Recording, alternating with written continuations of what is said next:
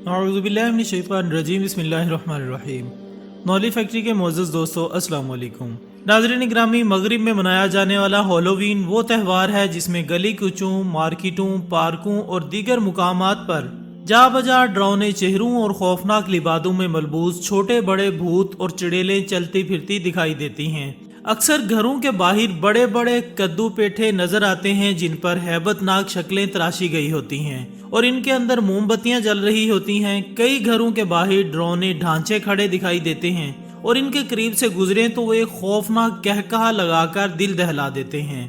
कारोबारी मराकज़ में भी ये मनाजिर अक्टूबर शुरू होते ही नजर आने लगते हैं। 31 अक्टूबर को जब तारीकी फैलने लगती है और साए गहरे होना शुरू हो जाते हैं तो डरावने कॉस्ट्यूम्स में मलबूस बच्चों और बड़ों की टोलियां घर घर जाकर दस्तक देती हैं और ट्रिक और ट्रीट की सदाएं बुलंद करती हैं, जिसका मतलब ये होता है कि या तो हमें ट्रीट दो वरना हमारी तरफ से किसी चालाकी के लिए तैयार हो जाओ। घर के मकीन इन्हें टाफियां और मीठी गोलियां देकर रुखसत करते हैं। नाज़रीन, 1950 के लगभग हैलोवीन की हैसियत मजहबी त्यौहार के बजाय एक सकाफती त्यौहार की बन गई, जिसमें दुनिया के दूसरे हिस्सों से नजर आने वाले तारकीन वतन भी अपने अपने अंदाज में हिस्सा लेने लगे। रफ्ता रफ्ता कारोबारी शोबे ने भी हैलोवीन से अपना हिस्सा वसूल करने के लिए नित नए कॉस्ट्यूम और दूसरी चीजें मार्केट में लाना और इनकी साइंसी बुनियादों पर मार्केटिंग शुरू कर दी। यहाँ तक कि अब हैलोवीन अरबों डॉलर के कारोबार का एक बहुत बड़ा सकाफती त्यौहार बन चुका है। नाज़रीन, चूंकि दुनिया अब कम्युनिकेशन के इस दौर में एक ग्लोबल विलेज की हैसियत इख्तियार कर चुकी है, जहां अब कोई त्यौहार भी किसी एक कौम की मलकियत नहीं रहता। गुज़श्ता कई सालों से पाकिस्तान में भी इस त्यौहार को मनाया जा रहा है। इस त्यौहार को मनाने में मीडिया के लोग ज्यादा आगे आगे नजर आते हैं। इसकी वजह बज़ाहिर इस त्यौहार के अंदर मौजूद आर्ट का अंसर नजर आता है। दोस्तों, मजहबी रहनुमाओं का मानना है कि इस किस्म के किसी भी त्यौहार की इस्लाम में गुंजाइश नहीं है और ना ही कोई ऐसी बात साबित है कि इंसानों और बदरूहों के दरमियान ऐसा कोई पर्दा मौजूद है जिससे भेस बदल कर बचा जा सकता है। अलबत्ता उलमा इकराम के मुताबिक कुरान पाक में ऐसी आयात जरूर मौजूद हैं जिनके विरुद्ध से ऐसे बुरे असरात और शैतानी ताकतों से पनाह हासिल की जा सकती है।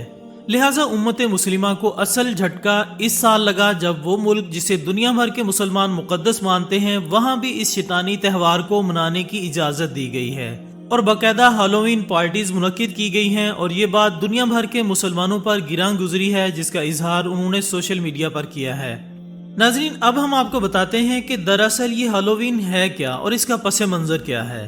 दोस्तों, ये एक ऐसा त्यौहार है जिसका ताल्लुक 2000 साल पहले के केल्टिक लोगों के मजहबी और सकाफती रिवायात से निकलता है।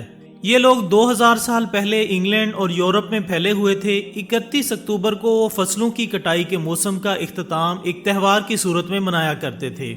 इस त्यौहार का नाम सामहीन था और इस रात को केल्टिक लोगों का नया साल भी शुरू होता था। इनके नजदीक पुराने साल के इख्तिताम और नए साल के आगाज का ये दरमियानी वक्त बहुत नाजुक होता था।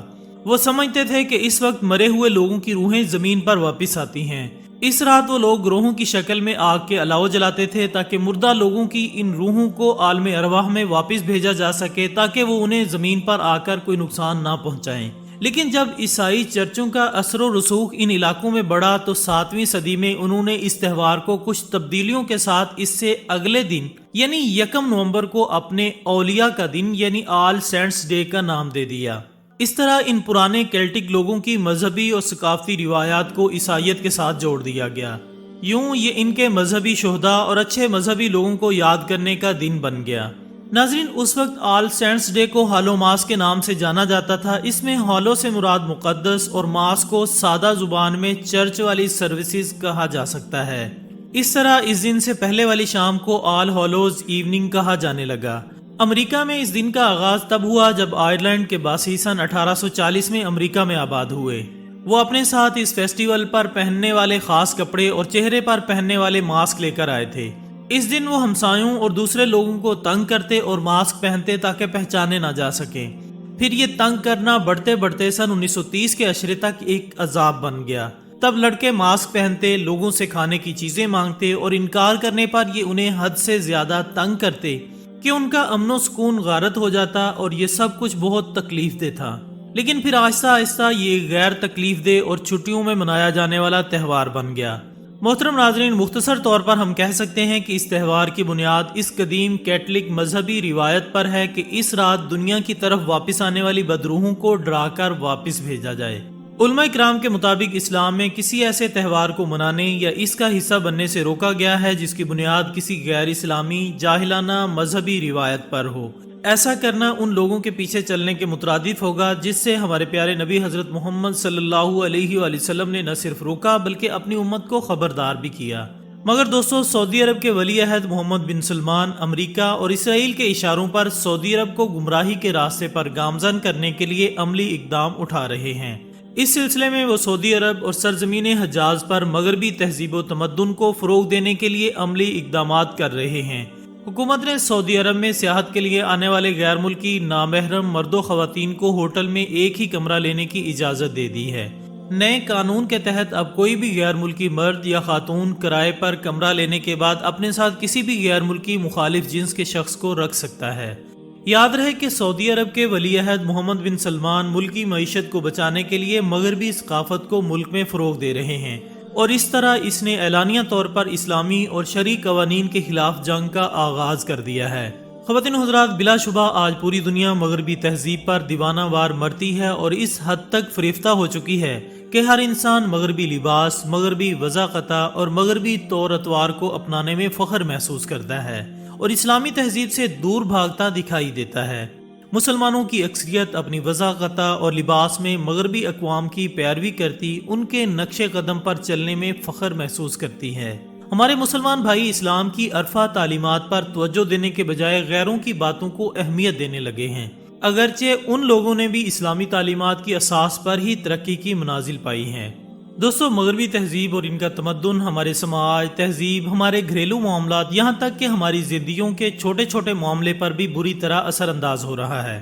اس کی وجہ سے ہمارے کھانے پینے کا، پہننے اوڑھنے کا، رہنے سہنے، اٹھنے بیٹھنے، بات چیت، سونے سمجھنے کا سب انداز ہی بدل چکا ہے۔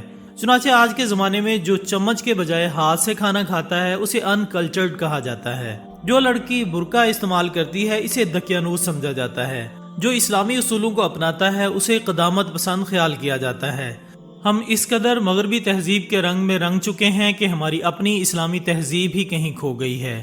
خیال رہے کہ مغربی تہذیب کے یہ سارے اثرات صرف غیر مسلم لڑکیاں ہی نہیں بلکہ مسلم لڑکیاں بھی تیزی سے قبول کر رہی ہیں، اور وہ بھی غیروں کی طرح بے حیائی اور بے پردگی کے سیلاب میں بہی جا رہی ہیں۔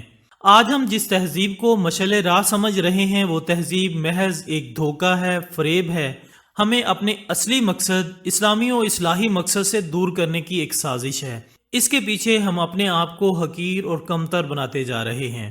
ضرورت اس بات کی ہے کہ ہم ہوش میں آئیں، اسلامی تہذیب کو اپنا لیں اور مغربی تہذیب کو ٹھکرا دیں۔ آخر میں دعا ہے کہ اللہ تعالی ہمیں کلام ربانی اور سنت رسول صلی اللہ علیہ وآلہ وسلم پر چلنے کی توفیق عطا فرمائے، آمین ثم آمین۔ اسی دعا کے ساتھ ہماری آج کی اس ویڈیو کا اختتام ہوتا ہے۔ ہم امید کرتے ہیں کہ آپ کو یہ ویڈیو ضرور پسند آئی ہوگی۔ انشاءاللہ بہت جلد دوبارہ ملاقات ہوگی ایک اور اچھی سی ویڈیو کے ساتھ۔ تب تک اپنا، دوستوں، رشتہ داروں اور گردنواح کے تمام لوگوں کا بہت خیال رکھیے گا۔ اللہ حافظ۔